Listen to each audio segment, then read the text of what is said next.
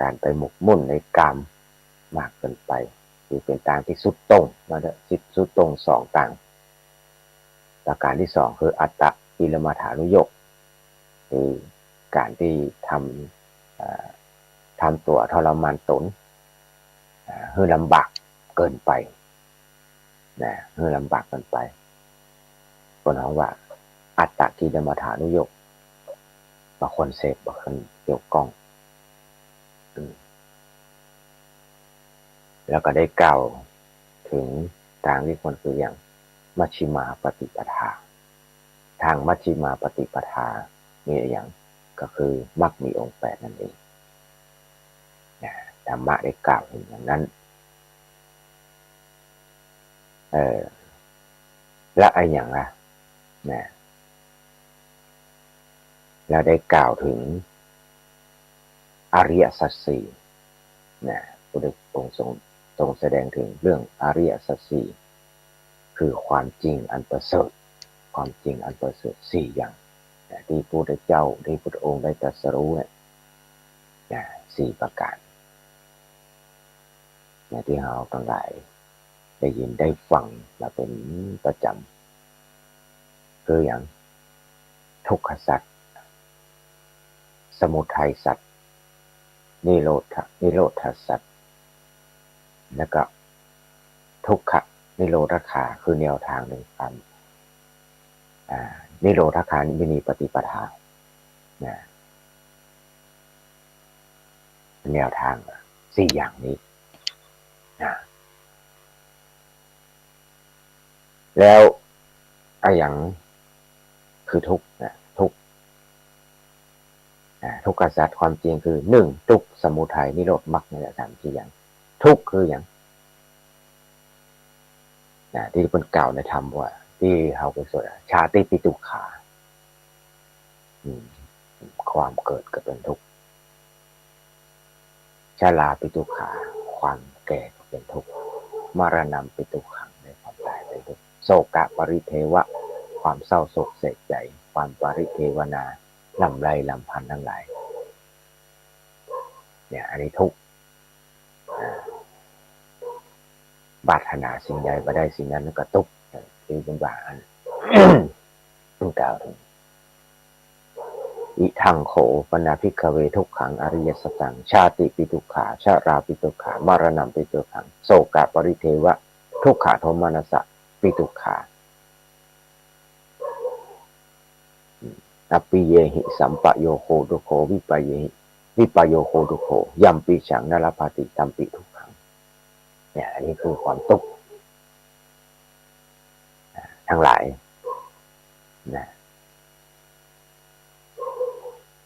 แล้วสมุทัย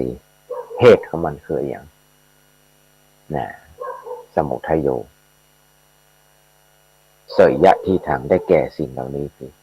กามตัณหาความอยา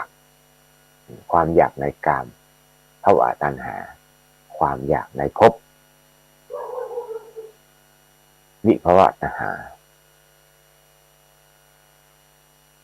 ความอยากปราศจากภพปราศจากภพคือความอยากมีอยากเป็นตัณหาในกามประการแรกกามนี่ก็แบ่งเป็น2อย่าง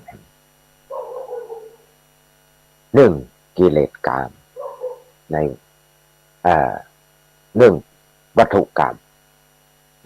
ในวัตถุต่างๆที่เสพอยู่ที่เฮาเสพที่เฮาใจที่เฮาเป็นอยู่มีอยู่ในวัตถุเนี่ยเป็นวัตถุกามอันที่2คือกิเลสกามกิเลสก็มีนับหลายประการกิเลสทุกสิ่งทุกอย่างอันนี้อุโดยย่ออันนี้เหตุของมันภวตัณหาคือความอยากมีอยากเป็นอยากได้นู่นได้นี่อยากเป็นหั่นเป็นนี่ถ้าบ่ได้บ่เป็นก็ทุกข์อย่างนี้เป็นต้นวิภวตัณหาคือปราศจากภพ บ่อยากมีบ่อยากเป็นบ่อยากจะเป็นอันนี้บ่อยากเป็นอันนี้บ่อยากจะเป็นนั้นค่อยไปปนๆอย่างเงี้ยเมื่อไปบ่ได้มันก็เกิดทุกข์เนี่ยสาเหตุของมันแล้วก็นิโรธคือความดับทุกข์ความดับทุกข์จะดับยังไงต้องดับมันต้องดับปัญหานั่นเองต้องดับปัญหาเนี่ยมันถึงจะพ้นได้แล้วก็ทางทุกขะทางที่จะแนวทางประพฤติปฏิบัติไปถึงความดับทุกข์จะทำจะได้มีอะไรอย่างพอก็คือสัมมาทิฏฐิความเห็นชอบ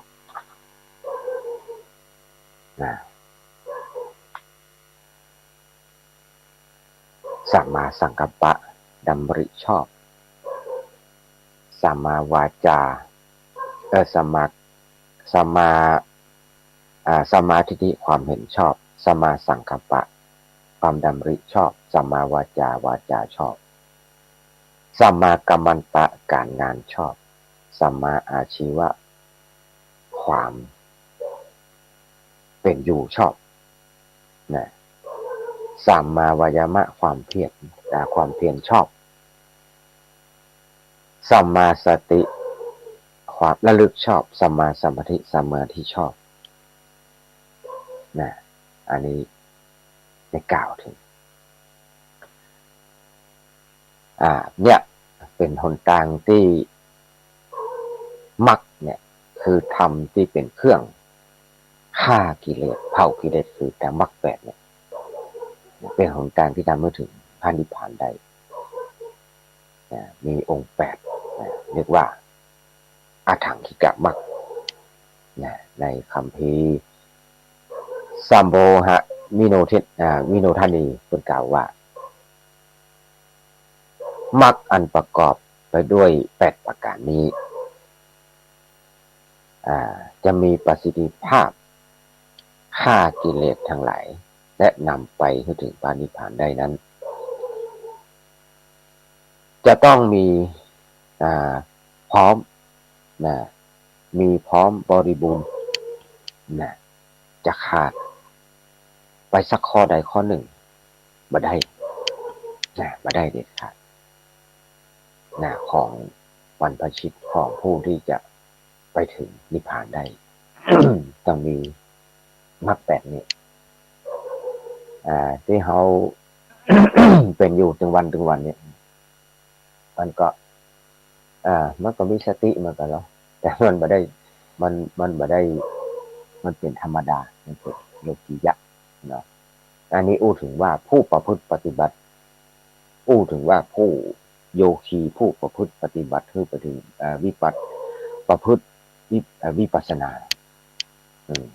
วิปัสสนาต้องประพฤติปฏิบัติกรรมฐานเนี่ยผู้จะให้มันหลุดพ้นเนี่ยต้องมีมรรคแปดนี้มีพร้อมบริบูรณ์ขาดบ่ได้เพิ่นฮ้องว่าเพิ่นเปรียบเสมือน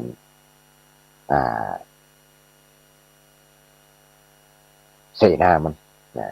ประกอบไปโดยองค์8ประการนี้จึงจะมีประสิทธิภาพจะฆ่ากิเลสได้เพื่อถึงพระนิพพานได้มี8ประการแล้วก็แต่ละองค์ประกอบนั้นประกอบไปด้วยคุณลักษณะมันละเอียดต่อไปหรือว่าสัมมาทิฏฐิเนี่ยความเห็นชอบความเห็นชอบเป็นการเบิ้ลของว่าเป็นปฏิปทาเป็นปฏิภาเป็นแนวทางเป็นทางประพฤติปฏิบัติเพื่อไปถึงมรรคผลนิพพาน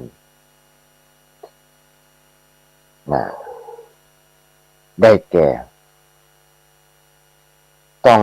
ปัญญาต้องมีปัญญามีดวงตา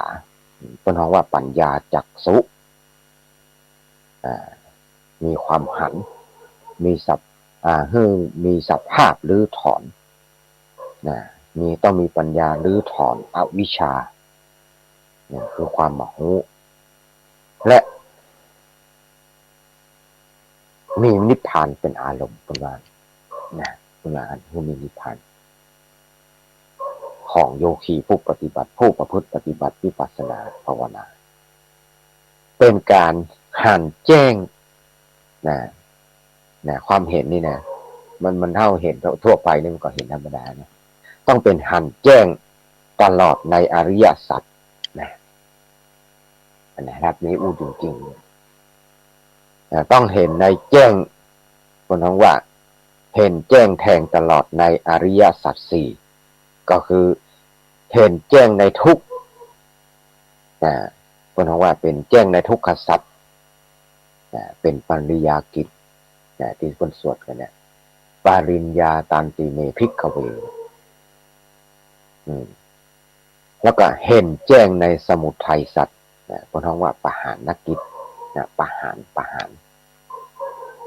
ต้องตัดปหารเห็นแจ้งในนิโรธเห็นแจ้งในมรรคเป็นภาวนากิจภาวนาภาวิตันติเมภิกขเวอันเนี้ยต้องเห็นแจ้งในนี้มันถึงว่ามันท้องว่าเป็นสัมมาทิฏฐิประการที่หนึ่ง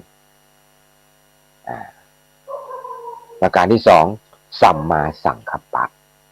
สังมาสังกัปโปความดำริชอบความดำริชอบเป็นแนวทางประพฤติปฏิบัติซึ่งองค์แห่งทางนั้นน่ะได้แก่ความโปร่งใจต้องโปร่งใจในพระนิพพานเกิดโปร่งใจในพระนิพพานเพื่อจะห้ำหั่นความดำริผิดต่างๆของผู้ประพฤติปฏิบัติก็คือต้องดำริออกจากกรรมคุณดำริจากกรรมคุณอารมณ์ดำริที่จะประกอบด้วยความมาพยาบาทมาพยาบาทเบียนไปดำริที่จะประกอบด้วยกรุณาต้องอีถึงจะเป็นองค์ของคำว่าสัมมาสังกัปปะ ต้องมีความกรุณาดำริออกจากกามต้องประกอบด้วยแบบพยาบาทดำริโดยความกรุณาประการที่สามสัมมาวาจาวาจาชอบอันนี้วาจาชอบได้แก่ความงดเว้นจากวจีทุจริตคือกำหนดไว้ว่ามาอู้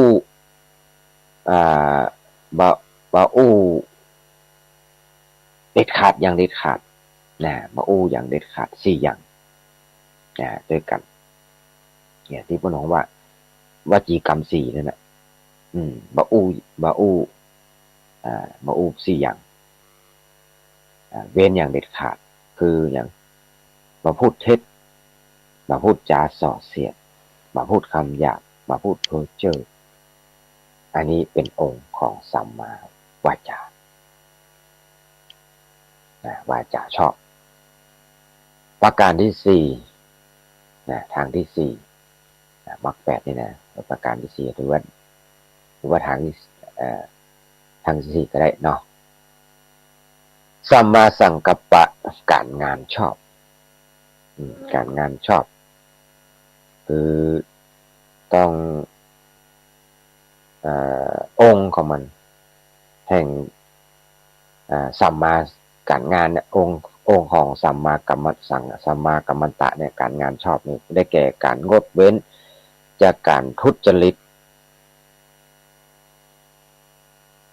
คือกำหนดว่าบัตรธรรมนี่เนาะของผู้ประพฤติปฏิบัติ ผู้ปฏิบัติกรรมฐานผู้ประพฤติปฏิบัติวิปัสสนากรรมฐานก็ดีคืองดเว้นอย่างเด็ดขาดทางกายกายทุจริตคือหนึ่งบาฆ่าสัตว์ตัดชีวิตสองบาลักทรัพย์บาลักขโมยสามบาพูดผิดธรรมพรหมจรรย์บาพูดผิดพรหมจรรย์เนาะและทางที่ห้าสัมมาอาชีวะ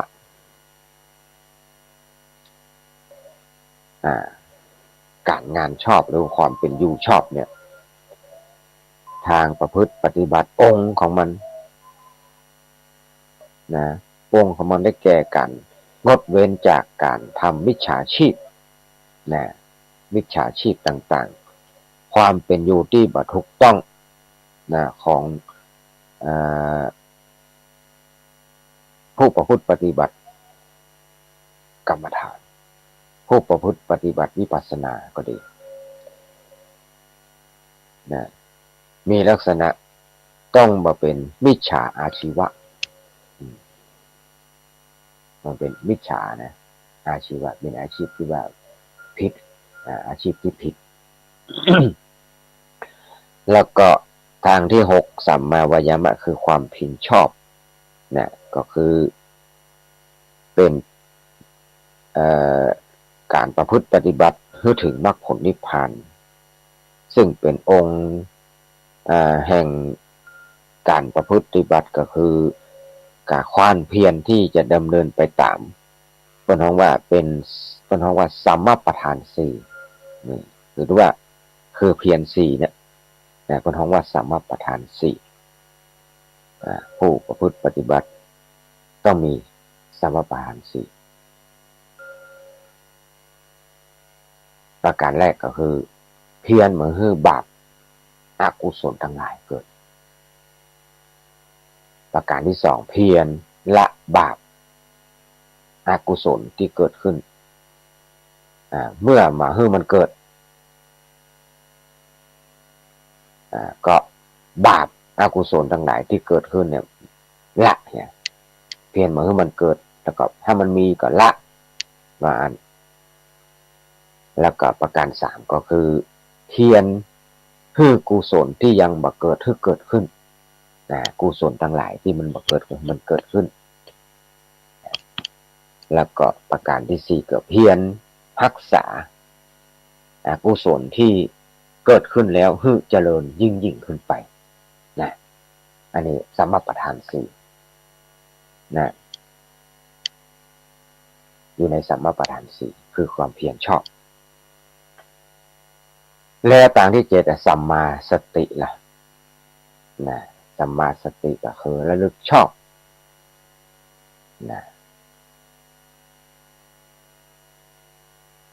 องค์ของมันก็คือได้แก่สติระลึกชอบที่จะดำเนินไปตามสติปัฏฐานสี่อันนี้มันว่าต้องมีสติไปตั้งในสติปัฏฐานสี่และสติทั่วไปที่เราเห็นนะครับผมก็มีสติความรู้อย่างนี้ทั่วไปนี่มันปัจจัยอันนี้ต้องพูดถึงเรื่องการผู้ประพฤติปฏิบัติเพื่อมรรคผลเพื่อมรรคผลนิพพานคือเป็นสติระลึกชอบที่จะเดินไปตามสติปัฏฐานสี่ของผู้ประพฤติปฏิบัติซึ่งเป็นผู้ที่จะต้องมีสติกว้างขวางนั่นก็คืออย่างต้องมีสติอย่างในกำหนดพิจารณากายในกายนั่นเองพระองค์ว่ามีสติกำหนดพิจารณาเห็นกายในกายมีสติกำหนดพิจารณาเห็นเวทนาในเวทนามีสติกำหนดพิจารณาเห็นจิตในจิตมีสติกำหนดพิจารณาเห็นธรรมในธรรมอันนี้ถึงจะเปิ้นห้องถึงว่าเป็นสัมมาสติใ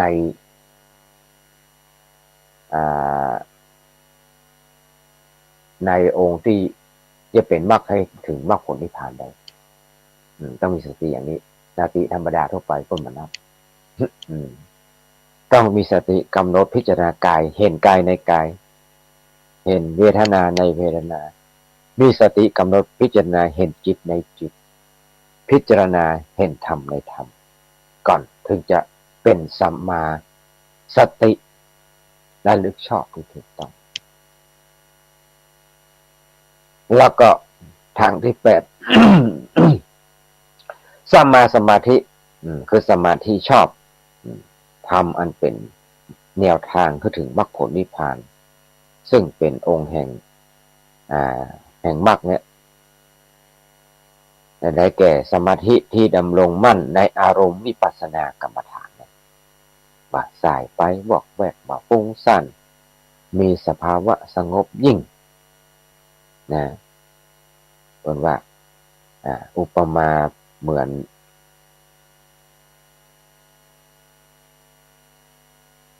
น้ำเป็นว่าเม็ดน้ำที่กำลังอาบประดุจความนิ่งของเปลวประทีปเปลวไฟ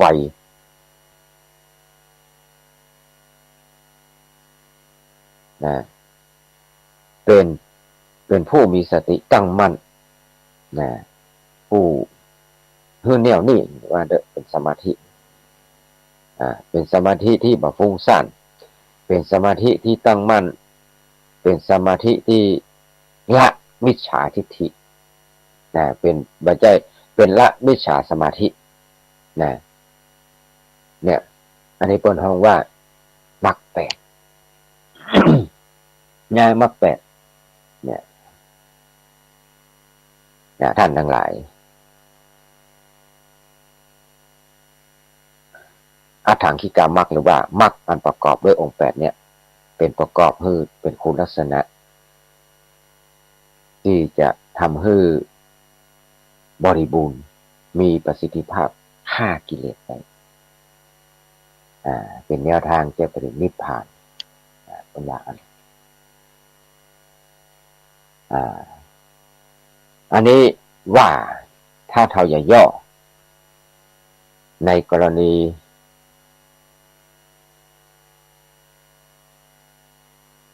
มรรคแปดเนี่ยทุกขานิโรธคามินีปฏิปทาเนี่ยมีข้อที่เปิ้นย่อบรรดาแห่งองค์แปดเนี่ยก็รวมแล้วได้สามอย่างเท่านั้นสามอย่างคืออย่างมีสัมมาวาจาสัมมากัมมันตะสัมมาอาชีวะสามอย่างนี้เป็นศีล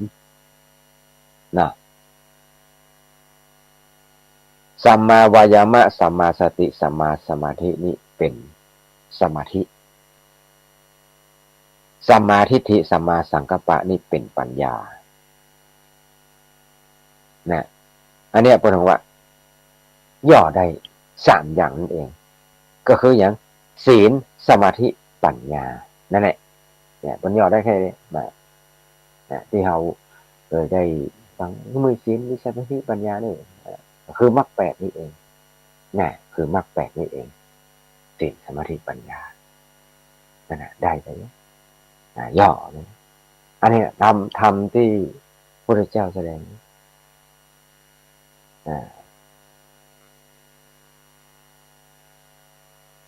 เนี่ยในธรรมจักรกับวัตนสูตรที่องค์สมเด็จสัมมาสัมพุทธเจ้าแสดงให้ปัญจวัคคีย์ทั้งห้าเมื่อแสดงธรรมจบลงอัญญาพระโกฏัญญะวัปปะพัทยะมหานามะอัจฉริห้าคนปัญจวัคคีย์ทั้งห้าอัญญาโกฏัญญะพูดว่าโอ้ได้หูแล้วหนอเนี่ยเดี๋ยวได้ดวงตาหันธรรมพระพุทธเจ้าโอ้อัญญาได้หูแล้วอัญญาศิวัตโพโกฏัญโยเนี่ยอัญญาโกฏัญญะได้รู้แล้วเนาะเห็นแล้วเนาะก็เลยได้ชื่ออัญญาโกฏัญญะเนี่ยแต่ว่าปัญจวัคคีย์ทั้งแถมซี่คนแถมซี่ตนนี้ อ่ายังไม่ได้บรรลุด้วยนะยังไม่ได้แต่ว่าเริ่มใสแล้วนะเริ่มใสแล้วก็ต่อมาก็ฟังทำไปเรื่อยๆก็ได้ดวงตาหันธรรมพิจารณาไปเรื่อยๆนะก็ได้ดวงตาหันธรรม หันเหมือนกันหมดนะต่อมาก็ได้บวชนะได้เป็นพระสงฆ์พระสงฆ์ในสาวกขององค์สมเด็จพระสัมมาสัมพุทธเจ้ามดเหมือนกันอันเนี้ยพูดถึงในวันที่ที่วันอาสาฬหบูชาที่ที่จะมาถึงเนี่ยมันสำคัญอย่างนี้มีพระสงฆ์ครบอย่างนี้ต่อมาก็ปัญจวัคคีย์ทั้งห้านี่พระองค์ก็ทรงแสดงธรรมอนัตตลกนัสสูตรต่อนะก็ได้สำเร็จเป็นพระอรหันต์กันหมดอันนี้อู้โดยย่อนะอู้โดยย่ออันนี้เป็นวันสำคัญดังนั้นวันอาสาฬหบูชาก่อนวันเข้าพรรษา1 วันเนี่ยคือมันสำคัญที่มีแก้วรัตนะครบ3 ประการอย่างนี้เนี่ยอันนี้ก็ตัวลุงอาตมาภาพมาอู้โดยย่อเนาะอู้โดยย่อมาอู้โดยย่อให้หมู่เฮาทั้งหลายฟังเพราะว่าสำคัญมันก็และแห่งวันก็เป็นวันเข้าพรรษานะเป็นวันเข้าพรรษาเป็นวันเข้าพรรษาเนี่ยอันนี้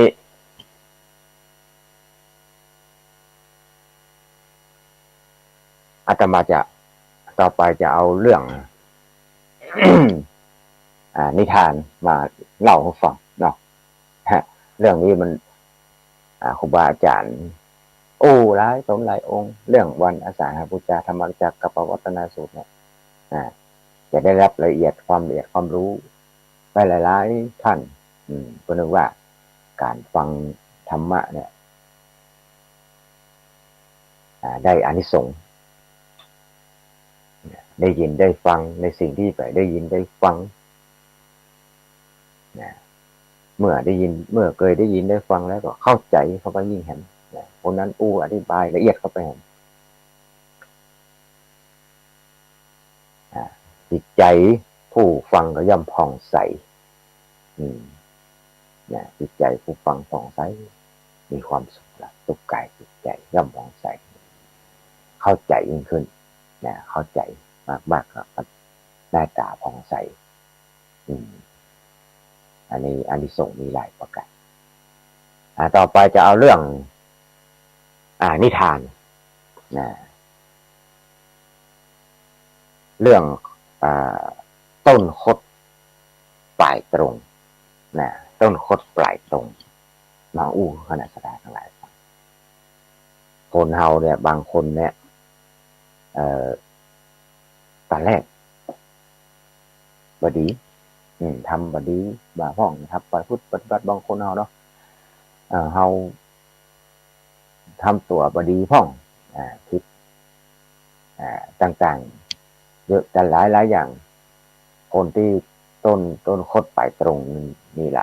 ายคนอย่างสมัยพุทธกาลอย่างพระอย่างก็โอ้โคริมานอย่างนี้เป็นต้นนะนี่แห่งเรื่องนึงแห่งเรื่องอันนี้ถึงคนถึงคนแล้วเฮาทั้งหลายเนี่ยจะมาเป็นตัวอย่างเฮาเนี่ยตอนแรกมันตึงพอดีแค่ใดเนาะแต่ตอนปลายเนี่ยบางคนมันบ่สม่ำเสมอนะบางทีบางคนก็มาจัดดี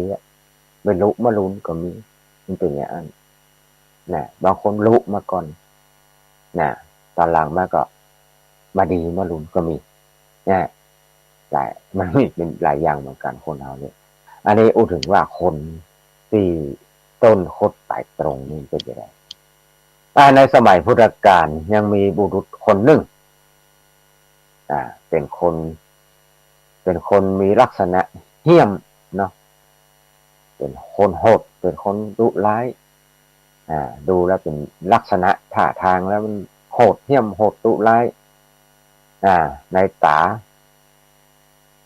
ใหญ่เหลืองตาแดงว่าน่ะสีแดงเหลืองว่าผมเป้าพลังมีคนหนึ่งอย่างคนบ้าเนี่ยคนของว่าพออย่างคนบ้าเนี่ยเนื้อตัวโดยเฉพาะหน้าอกก็มีขนบ้านหนวดเขายาวรุงรังนะรวมแล้วอ่ะเป็นคนที่ดูแล้วท่าทางดูร้ายน่าเกรงขามนะแต่ว่านายป้นมันว่าป้นห้องว่านายคราวแดงชื่อว่านายคราวแดงนายคราวแดงนี่มันมีอาชีพยังมันมีอาชีพยังวันหนึ่งอ่าก็กุ้มใจนะกุ้มใจขึ้นมาเดินทางไปสู่เข้าไปในป่าตั้งใจว่าจะไปสมัครเป็นโจรว่าในขาวแดงเนี่ยกุ้มใจมีอาชีพตั้งใจไปเป็นโจรว่ามันมีอาชีพว่าตั้งใจไปสมัครเป็นโจรขั้นไปถึงบริเวณโจรที่พวกเราว่าช่องโจรนะขั้นไปถึงบริเวณช่องโจรแล้วก็ในหมู่กระทุกหมู่โจรที่ต้นทางเนี่ยที่อยู่ต้นทางเพราะว่าก่อนที่จะไปถึงที่ซุ่มโจรพวกเราว่าอยู่ซุ่มโจรช่องโจรเนี่ยก็ถูกหมู่โจรต้นทางปาเข้าไปหานายโจรซึ่งกำลังนอนสบายอยู่ฮะว่าเนี่ยนายโจรปัญหาว่ามึงมาอย่างนายโจรถามแล้วก็มองพอแน่นะไอ้ข้าวแดงนี่ก็บอกว่าข้าพเจ้าเป็นคนว่างงานอยู่ในเมืองคนทั้งหลายเขาก็พากันดูถูกดูหมิ่นนะก็เลยคิดว่ามาสมัครเป็นโจรดีกว่าว่ามาอยู่กับท่านนะนายโจรก็โอ้นายโจรนี่พอเป็นผู้ชำนาญในลักษณะหรอเนาะพิจารณาลักษณะพอในขาวแดงแล้วโอ้กระหันเพราะว่าอันไอคนเนี้ยไอขาวแดงนี่มีนิสัยเหี้ยมดีว่าเพราะลักษณะกักขะในตัวของมันบอกว่ามีใจกล้าแข็งสามารถที่จะฆ่าไผ่ก็ได้จะฆ่าคนได้มาสามารถที่จะดื่มเลือดป่อแม่ก็ได้ว่าฆ่าแม่ป่อฆ่าแม่ได้บอดูลักษณะนะคนพอดูลักษณะนะอย่างสบายเลยว่าเนี่ยลักษณะคนจันไรไอคนเข้าแดงเนี่ยมีลักษณะเข้าตามตำราโจรนะตำราโจรสูตรเป็นว่าอะไร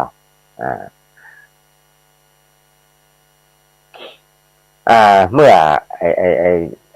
หัวหน้าโจรเป็นพิจารณาแล้วก็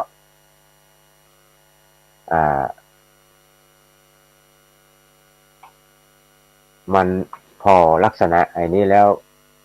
มันก็ทำไหวนะมันกลัวกลัวว่าจะมาพอแล้วมันน่าหับไว้เพราะว่าไอ้นี้ดูแล้วลักษณะมันเหี้ยมมันโหดมันสามารถฆ่าพ่อฆ่าแม่ได้นะมันจะเอาไว้นี่มันจะอย่างนี้กลัวว่าจะมาทรยศตัวเก่าเนี่ยมาเป็นใหญ่เดี๋ยวตัวเก่าว่าอันนั้นเนาะว่านายชนว่าเลยบอกฮับสักคำมาคอนฮับไว้มานายโจรว่าเนาะโอ้มีคนลักษณะจัดไรในคำลามาคอนฮับไปพิจารณาแล้วก็ปฏิเสธไปมาฮับเป็นพวกนายขาวแดงก็ผิดหวังแล้วกันนี่ผิดหวังก็ ปฏิบาละทิ้งความพยายามอุตส่าห์เข้าไปฝากตัวนะไปฝากตัวอยู่เป็นสมุนโจรคนหนึ่งพยายามหับใจปฏิบัติให้ลูกพี่ถูกใจแล้วก็อ้อนวอนให้สมุนโจรคนนั้นนำเข้าไปฝากนายโจรทำไมนะสมุนโจรก็นำไปหานายโจรแฮมหัวหน้าโจรแฮมช่วยสนับสนุนนายโจรเห็นว่านายเขาได้นี่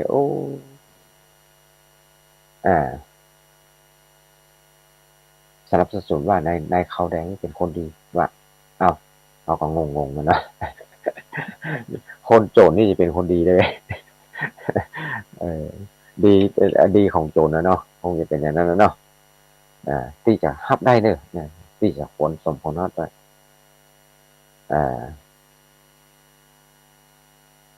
นายโจรก็มาได้ฮับไว้มาฮับไว้นะแต่ก็มาเต็มใจนะก็ตอนหลังมาฮับไว้นะพอไปมาก็จะมันจำเป็นต้องฮับนะก็เลยฮับไว้ว่าเนี่ยเป็นความจำใจแต่ก็บอกข้อจริงใจนะฮับไว้ต่อมาเนี่ยบ้านเมืองฝ่ายบ้านเมืองนะฝ่ายบ้านเมืองก็มาหารว่าโจรก๊กเนี้ยมีประมาณนักเป็น100 คนเที่ยวปล้นรังควานเจ้าบ้านเพื่อได้รับความเดือดร้อนมาหมื่นจึงก็เลยวางแผนปราบปรามให้เด็ดขาดก็เลยระดมเจ้าหน้าที่มาตั้งหลายเนี่ยมาจะมาทำลายเนาะจะมาปราบช่องโจรเพราะว่า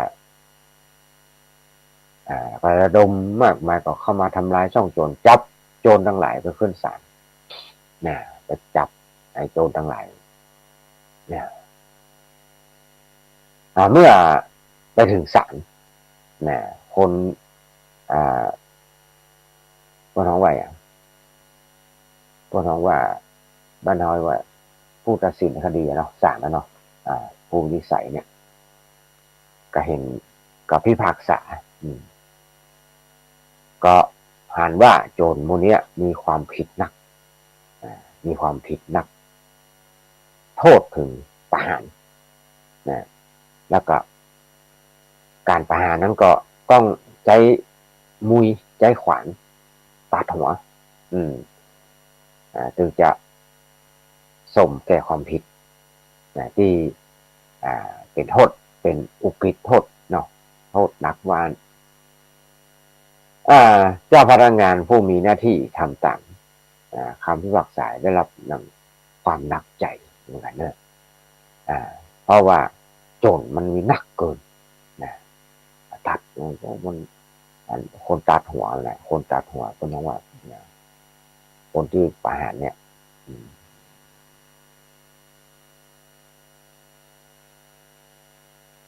ที่แกไปตัดหัวเนี่ยมันโจรมันหนักลงไปหนักใจเลย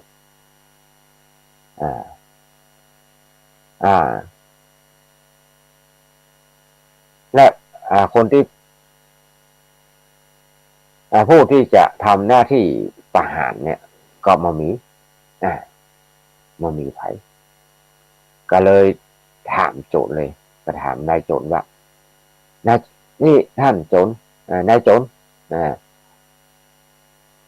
ถ้าท่านจะรับหน้าที่ประหารโจรบริวารของตัวเก่าถ้าท่านทำหน้าที่ประหารโจรบริวารของตัวเก่าเนี่ยตัวท่านก็จะพ้นโทษบรรทุกประหารว่าท่านจะเอาก่อว่านะจะเอาก่อว่านะเฮ้ยนายโจรเฮ้ยละเฮ้ยนายโจรเป็นคนประหารลูกน้องตัวเก่าว่าเนี่ยนะมันน่าเกินเจ้าหน้าที่เลย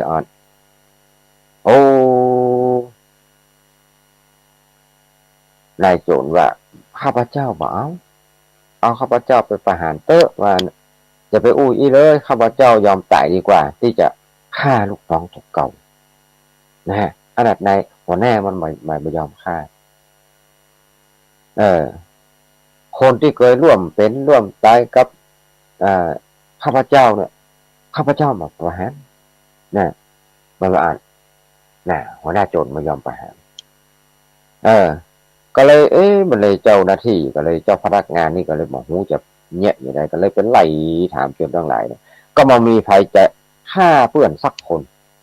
นะจะมามีภัยใจคิดที่จะฆ่าเพื่อนได้ลงคอสักคนต่างคนต่างปฏิเสธหมดว่า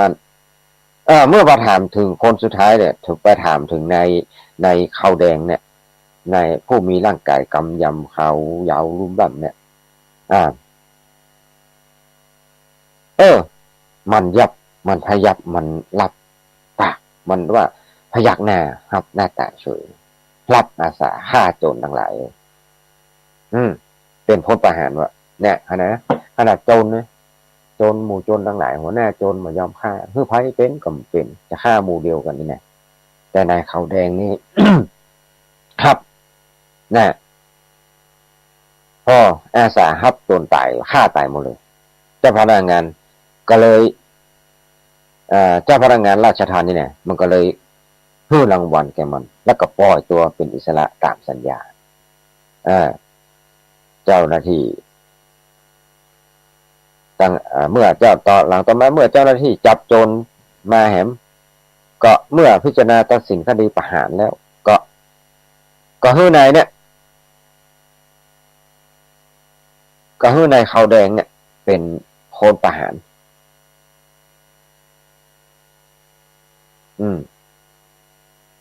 น่าเจ้าพนักงานโอ้ตะกอนนี่นักใจขนาดว่าประเดี๋ยวนี้สบายมีคนประหารเรียบร้อยมีคนประหารให้เรียบร้อยบ้านมีคนประหารให้เรียบร้อยแล้วนายขาวแดงนี่นะมันก็เลยนายขาวแดงเนี่ย ก็เลยช่วยรับทุนละเป็นนั้นคนฆ่าหือ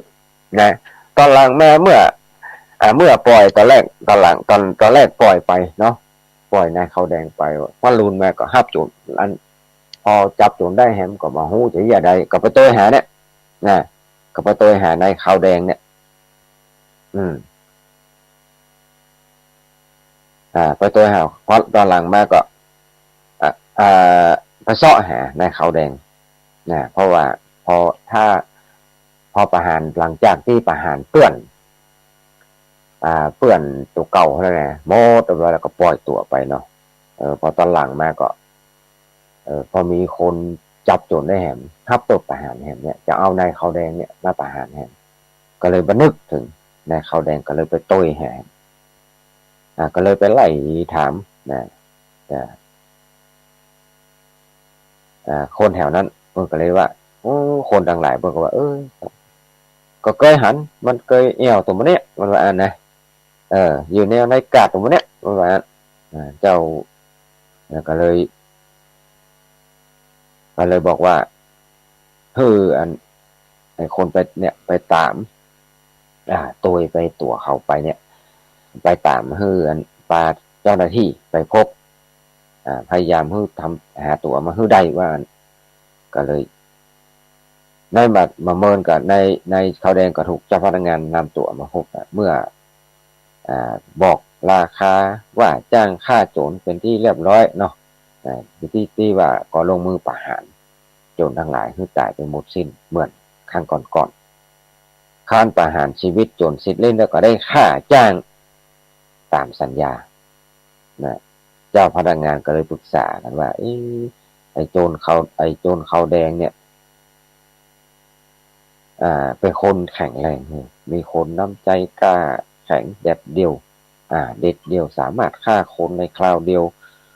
ได้เป็นร้อยๆเราควรจะบรรจุมันไว้ในเป็นเจ้าพนักงานตำแหน่งฆ่าโจรว่านะมีเงินเดือนประจำในเมื่อจะมาได้ลำบากทีหลังนะจะเป็นข้อท่านะเพราะว่าคนอื่นนี่มันบากล้าแล้วนะก็เลยจะตั้งไอ้ขาวแดงนี่เป็นนั้นเป็นผู้ เป็นเพชฌฆาตเนาะเพิ่นฮ้องว่าเป็นเพชฌฆาตเนาะเนี่ยปรึกษากันแล้วก็ฮ้องในขาวแดงเข้ามาถามความสมัครใจพอในขาวแดงก็ปฏิเสธก็ได้รับบรรจุเข้าเป็นข้าราชการในตำแหน่งเจ้าพนักงานฆ่าโจรประจำเมืองเนี่ยตั้งแต่เป็นต้นมาในขาวแดงก็ได้รับจ้างฆ่าโจรเป็นอาชีพเป็นเวลาเมื่อถึง55 ปีปลดฆ่าโจร55 ปีก็ตอนหลังมาก็กำลังวังชาของนายขาวแดงก็จักทดน้อยถอยลงเคยฟันคอโจรประหารคอโจรขาดพุทธในครั้งเดียวต่อไปก็ต้องฟันถึง2 เทื่อถึง3 เทื่อถึงจะพุทธเพราะว่าแหงมันบ่ค่อยมีแล้วอักแก่เนาะ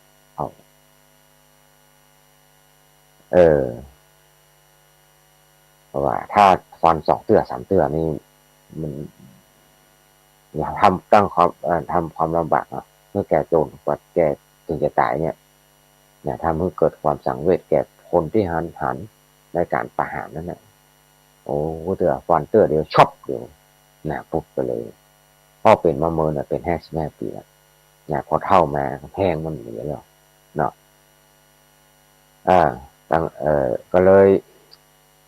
อามาตย์ทั้งหลายก็เลยกราบทูลให้พระเจ้าอยู่หัวพระเจ้าแผ่นดินเนี่ยคือปลดเพชฌฆาตออกเนี่ย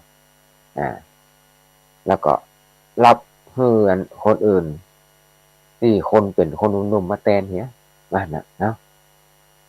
แล้วก็เนี่ยตลอดเวลาที่นายขาวแดงได้รับตำแหน่งเป็นเพชฌฆาต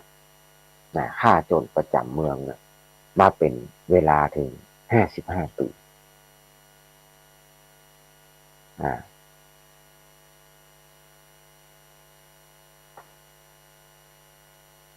ผ้าตอนที่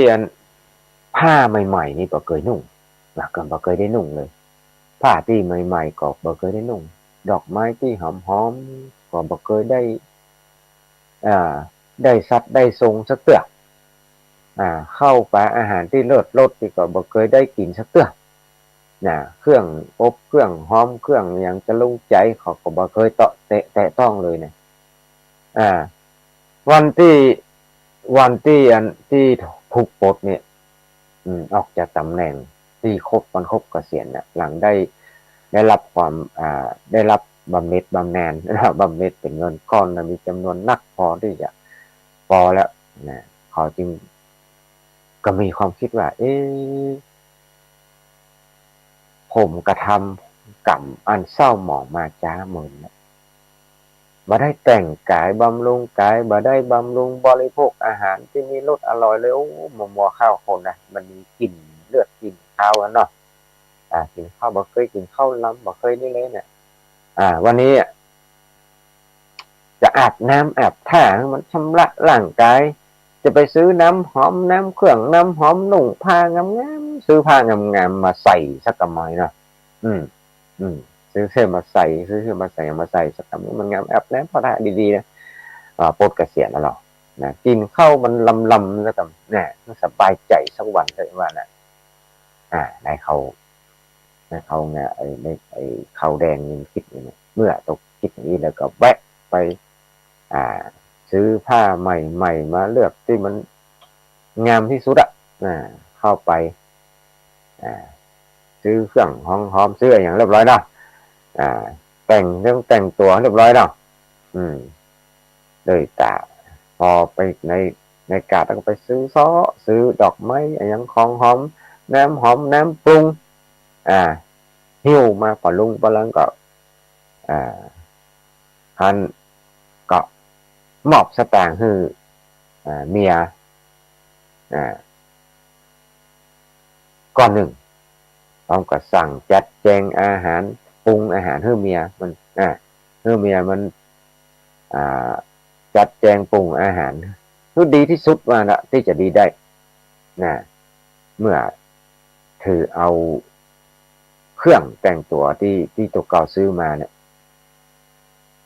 ก็เดินเข้าไปสู่ใต้น้ำอาบน้ำดำเก้าดำหัวท้า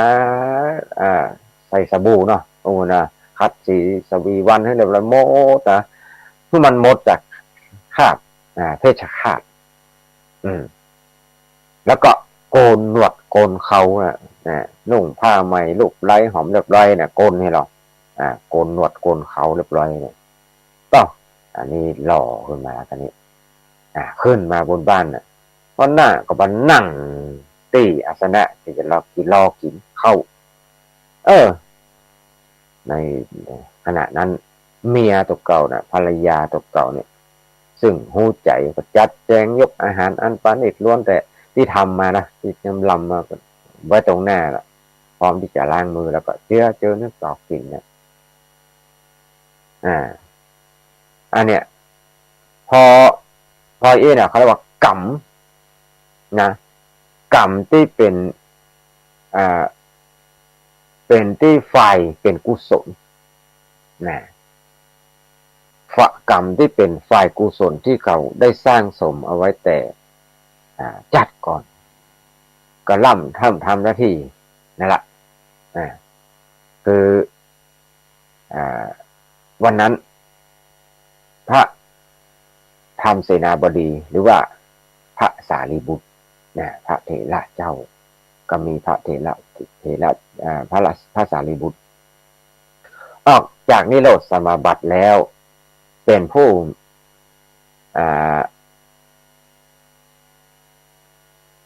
มาบิณฑบาตก็เ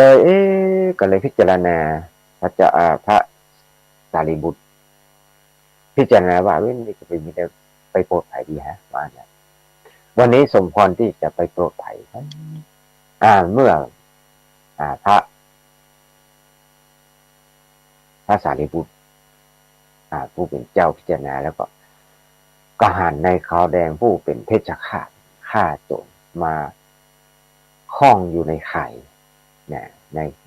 ไข่แห่งยามตกเก่าก็หันในวันนี้จะไปโปรดในเพชฌฆาตพระสารีบุตรจะไปโปรดในที่สุดไปโปรดในคราวแดงเนี่ยก็เลยเพราะว่าในคราวแดงนี่จะได้สมบัติใหญ่ซึ่งใครๆในโลกนี้ที่มาอาจจะให้เขาได้เลยจะไปแสดงธรรมเนาะครั้นพระสารีบุตรเถระเจ้ามาถึงไปหูอีก็เลยเตรียมนุ่งหดสบงหงจีวรถือบาตรไปก็เลยมาแสดงตนอยู่ในประตูบ้านของนายขาวแดงเนี่ยนายขาวแดงผู้กำลังจะกินข้าวอยู่กำลังจะกินข้าวสบายใจนะ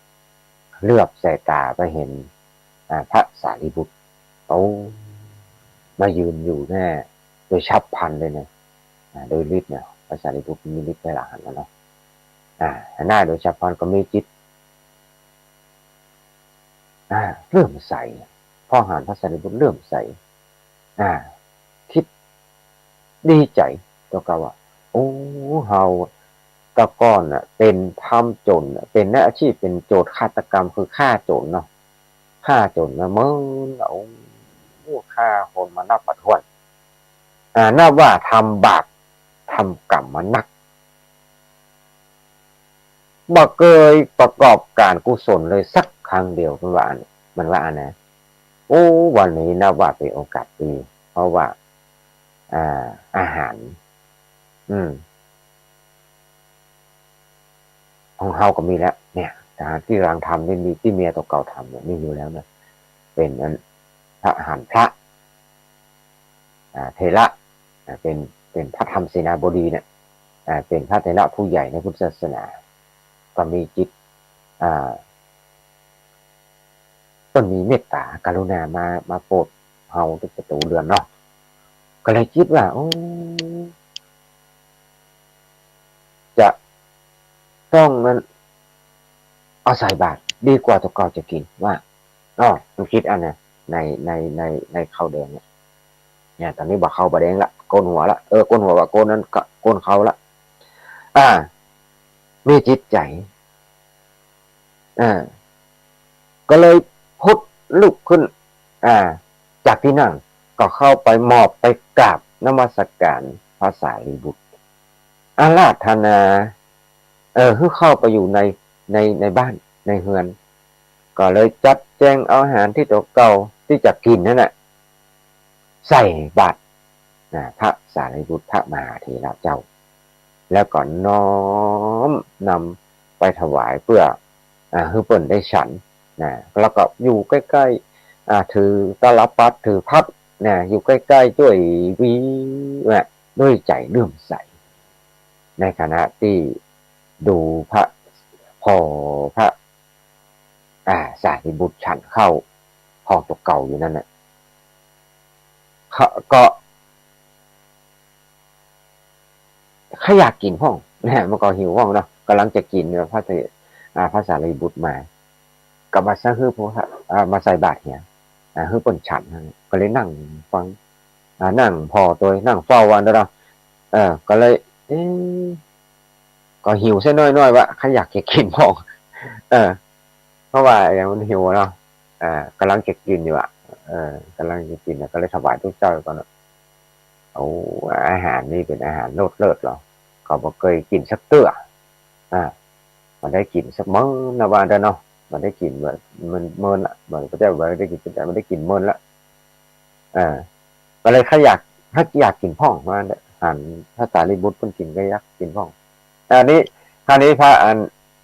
ระสารีบุตรเพิ่นทราบเพิ่นหูด้วยอะไรอธิยาศัยเนาะขณะนี้เพิ่นหูจิตเนาะเพิ่นหูว่าจิตนั้นก็เลยว่าพระอุบาสกเลยอย่างก็พระสารีบุตรก็บอกอุบาสกมากินด้วยกันแล้วนี่อย่างนั้นท่านก็กินนั้นอาหารท่านเด้อมากินเด้อหรอเพิ่นก็เลยแต่ส่วนที่เหลือเนี่ยคือเพราะว่าใส่ก็ใส่บ่ได้ใส่หมดเนาะแต่ว่าก็รอตุ๊พระสารีบุตรฉันก่อนว่าเด้อกับพระสารีบุตรก็อนุญาตคือว่าจงท่านจะมากินฮะล่ะแต่อุบาสกบริโภคอาหารที่เป็นส่วนของท่านเต้อะไรก็เลยอันในเขาแดงมันก็เลยใจคนใจของมันมาพัดกำพัดเฮือนแตนตัวเก่าและตัวเก่าก็เริ่มลงมือกินเข้าเลยนะเพราะบริโภคอาหารลดเลิศที่ตัวเก่าอยากให้กินแน่คันกินบริโภคอิ่มแล้วก็กลับมายืนถือพัดบีเฮือนพระสารีบุตรเหมือนเก่าอันนี้ก็คราวนี้เมื่อพระสารีบุตรก็อนุโมทนาในกรณีที่ในที่เขามีจิตศรัทธาถวายอาหารบิณฑบาตแต่ก็เขาบ่สามารถที่จะส่งจิตเขาบ่สามารถส่งจิตไปตามกระแสพระธรรมเทศนาได้พระสารีบุตรก็เลยว่าอุบาสกอย่างไรท่านมาตั้งใจสดับรับฟังพระธรรมเทศนาธรรมกถาของเราก็ดีนะมันก็ป้นธรรมะเทศอนุโมทนาเนี่ยเนาะคือสัมโมทันติยกถาคงจะในคะแนนนั่นแหละเทศธรรมคือก็เพิ่นบอกเข้าใจมันบอกเข้าใจเนาะก็เลยถามว่าท่านบอกบาทั้งอย่างบาตั้งใจฟังทำธรรมะของเขาล่ะเนี่ยในเขาแดงก็บอกว่าข้าแด่พระผู้เป็นเจ้าเก้ากับผมเป็นคนอัปลักษณ์เป็นคนกิเลสหนาปัญญาหยาบได้ทำกรรมอันบาปหนามันมึงนักหนาละเก้ากับผมได้ฆ่าคนมามากมายเหลือเกินว่านะฉะนั้นเมื่อเก้ากับผมระลึกถึงกรรมอันที่หยาบจ้าของเก่า จึงมาสามารถที่จะตั้งจิตเพื่อเป็นสมาธินะเพราะมันฆ่าคนมาสามารถตั้งจิตเป็นสมาธิเพื่อสดับรับฟังได้เลยมาเนี่ยโอ้กะภาษาในบุตรผู้ฉลาดแห่งบ่ายเลยแสดงวิธีทำตึงเตสนาใหม่เลยกล่าวเป็นอุบายว่าดูก่อนอุบาสกการที่ท่านฆ่าคนมากมายนั้นท่านเต็มใจฆ่าด้วยความสมัครใจกะหรือว่าคนอื่นใจให้ฆ่าว่าอันเนี่ยพุทธเจ้าถามพุทธเจ้าอันพระสารีบุตรถามในเขาแดงว่าก็ไม่ได้สมัครใจว่าในเขาแดงว่านั้นไม่ได้สมัครใจหรอกครับผมเพราะพ่อผมเป็นข้าราชการในมีทำหน้าที่เพชฌฆาตจำเป็นต้องฆ่าตามหน้าที่จะได้มีความสมัครใจก็หาปัจจัยเนี่ยก็ไม่ได้สมัครใจแต่มันมีหน้าที่ว่าเนี่ยเนาะโอ้อาจารย์ได้ว่า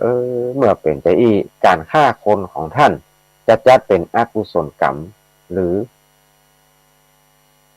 ก็อุบาสก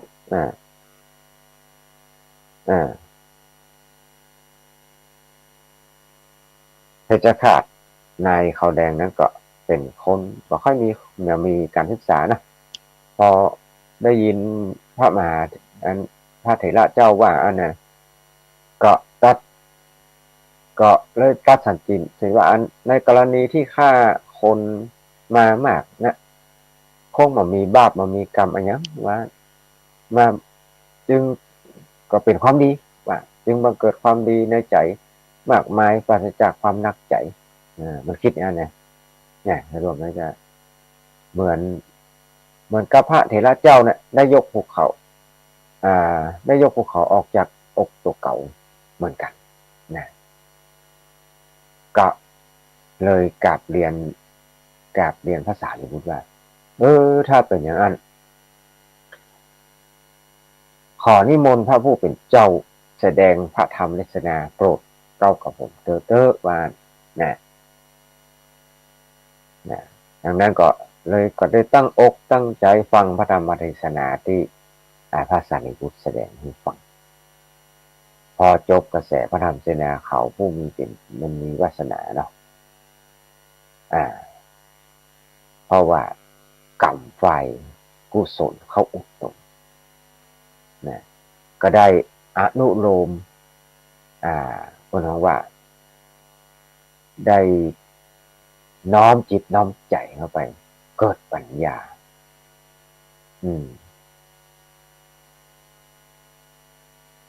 ได้ปัญญาที่อยู่ใกล้พระโสดาปัตติมรรคนะน้อมจิตใจไปฟังธรรมแล้วนะเมื่อภาษาดิบุตรได้ทราบข่าวว่านะเขาแดงนี้ผู้มีชื่อว่านายชื่อว่านาย วาตะกาลกะนายวาตะนายวาตะกาลกะนี่ได้มีจิตใจน้อมในเกิดปัญญาอะไรเนี่ยเป็นผู้พระเถระก็เลยกล่าวปิดกล่าวลาโอ้นายนี่น้อมเข้ามาจะเป็นพระโสดาแล้วได้เป็นโสดามาแล้วเนี่ยก็เลยปิดไปก็ในเขาแดงชื่อว่านายวัตะกาลกะเป็นอุบาสกแล้วในวันนี้เป็นผู้เลื่อมใสนะก็ตามไปส่งพระผู้เป็นเจ้าจนเกิ่งตังแล้วก็ปิกมาก็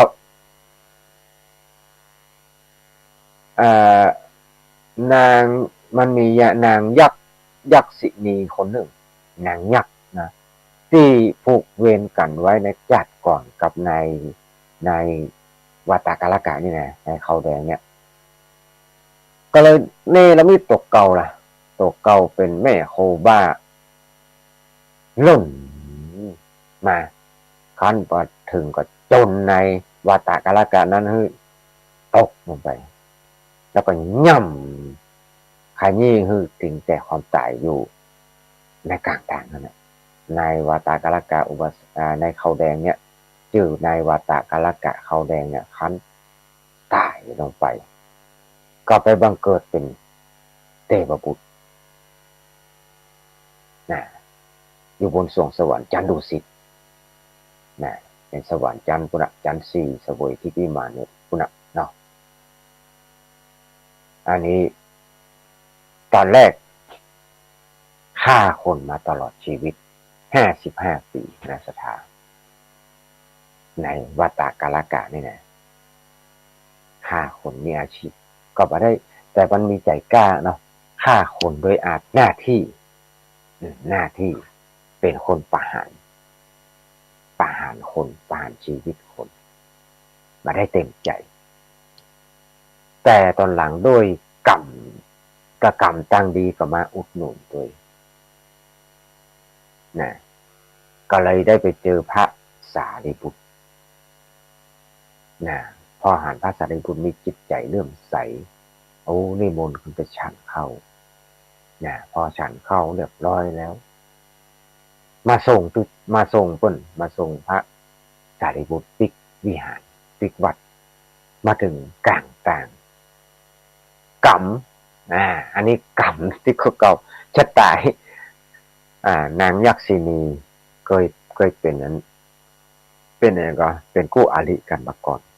แปลงตัวกลายเป็นงัว